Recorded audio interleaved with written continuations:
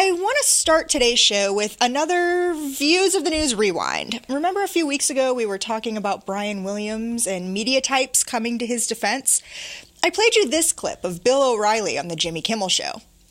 I could see that when you come on a show like Kimmel or any of the late night shows, you don't want to be a dweeb, all right? You want to have something interesting to say. And that's what happens, is that a journalist will say, okay, I was there. And then this story, to make it more dramatic and interesting, will emerge. Right. And that's what he did. He embellished the story.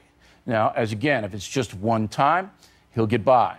But if it's a pattern of this, it's going to be hard for him to come back and be the main anchor on NBC. Interesting, yeah. Well, I think that's interesting that you have compassion for him. And look, every public person in this country is a target.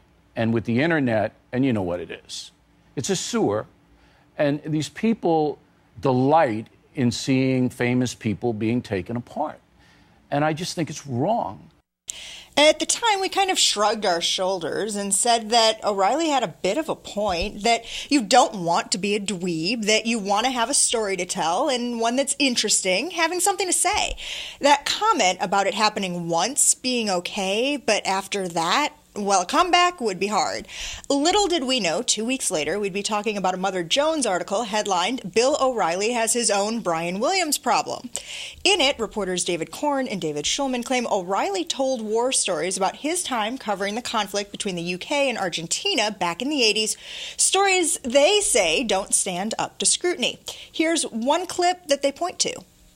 Right. Because I was in a situation one time in a war zone in Argentina in the Falklands where my photographer got run down and hit his head and was bleeding from the ear on the concrete, and the army was chasing us. I had to make a decision, and I dragged them off. But at the same time, I'm looking around and trying to do my job, but I figured I had to get this guy out of there because that was more important.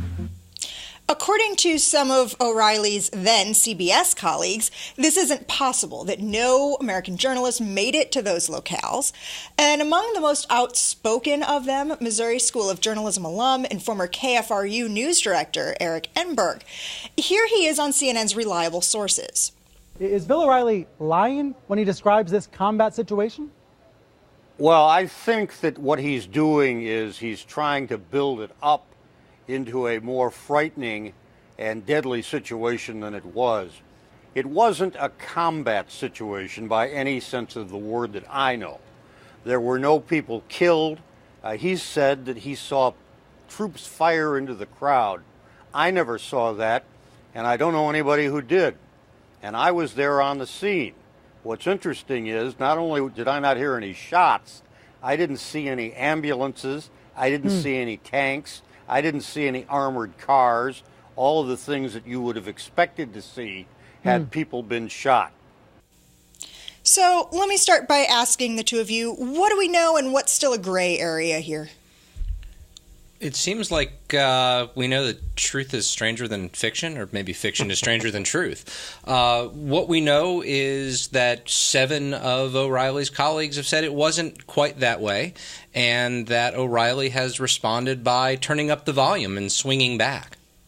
I mean, I think part of the problem here is that we're sort of in this tit-for-tat thing. I mean, first you have the Brian Williams episode, and now all of a sudden you've got other journalists checking on other journalists. So it's sort of we're in this tell-all phase about whether or not a story is true or a story is not true. And O'Reilly has taken to the airwaves to basically defend himself and say, I'm going to hold to my story, and you guys can say whatever you want to say. So you've got these former CBS colleagues saying, we didn't see any of this, and he's saying, look, this is my story. Who you going to believe, me or them? And that's basically what you have right now. So who do you believe?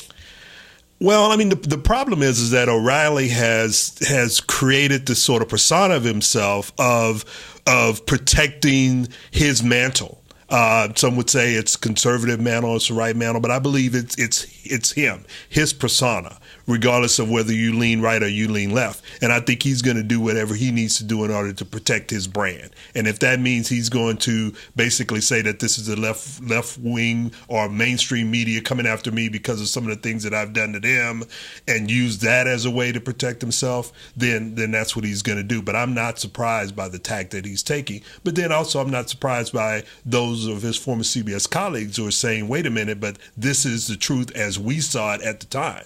So we feel like we have more of a more truth on our side than you have on yours. I don't think that this is new. If we look back, Johnny Apple with the New York Times was always accused of exaggerating what happened in battles during the Vietnam War. It's a famous story where he said, North Vietnamese bullet went right through the seat of my pants. But no one ever found the pants. He said, I threw them out because they were garbage. And every journalist who was there said, no one would do that. You'd keep the pants as a souvenir. So I don't think that this is anything new. I think that, as Ernest alludes to, we're in this cycle of gotcha. But I also think that O'Reilly has done a really good job of positioning himself as, I'm against the mainstream media. He's not saying, look, I'm right and you're wrong. What he's doing is he's calling the people who are accusing him, he's calling them gutter snipes and cowards. And what is a gutter snipe exactly? Do we know? I think it's something that he just made up. Well, and that's also indicative of what his fighting back style kind of has been through this whole thing. The idea of, if I just scream louder, that's going to make me more right. No, it's ad hominem attacks. And if I swing back and I portray this and I'm addressing my audience, because he doesn't care what we think, it will pay off, and it has. They've had higher ratings the last few nights than they've had in a long time. And basically, that's because now he has something to fight against. There's not been a whole lot of news coming out lately, and a lot of it has been sort of to their advantage. They don't have the antagonist on the other side. So now he has the antagonist, and it is his former colleagues and those who say, "Hey, you've had your own Brian Williams moment, and Fox News needs to come out and sanction you in a similar fashion that NBC sanctioned Brian Williams." Well, that's not going to happen because Fox News is a separate entity, and it doesn't play by those same rules that NBC does.